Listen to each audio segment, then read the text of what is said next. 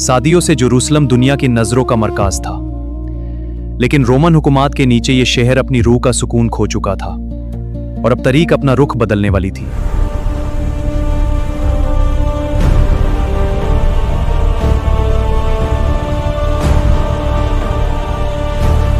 Battle of यारमुकमाई Roman empire को रेगिस्तान की धूल में मिला दिया। उनकी फौज बिखरने लगी थी और मुस्लिम हॉर्सेस तूफान की तरह मैदान चीर रहे थे।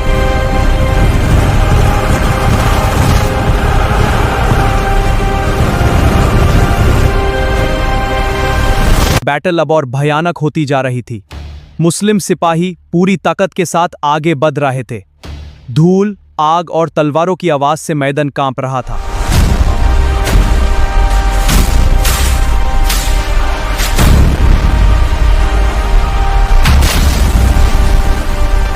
रोमन ढालों की वॉल अब उन्हें बचा नहीं पा रही थी। यरमुक सिर्फ एक बैटल नहीं था, वो रोमन पावर का एंड की आवाज थी।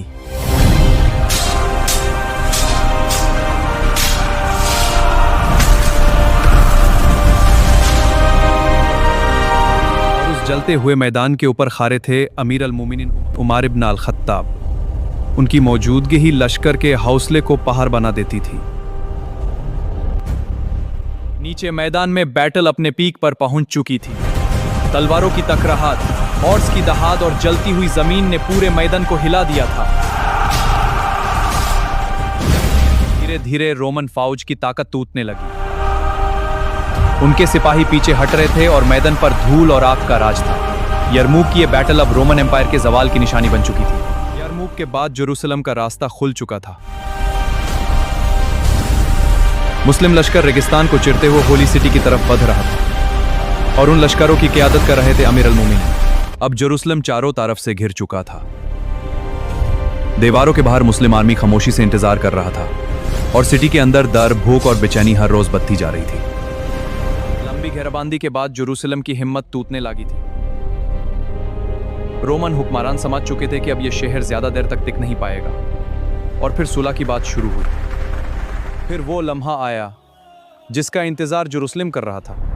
अमीर अल मोमिनीन जेरूसलम में दाखिल हुए, ना तकब्बुर के साथ, ना शाही फख्र के साथ, बल्कि एक इंसाफ करने वाले बंदे की तरह। ये कहानी सिर्फ बहादुरी की नहीं, ये ईमान की ताकत की मिसाल है। जुड़ना मत भूलिए हमारे साथ इस जर्नी में। जज़ाकल्लाहु खैर।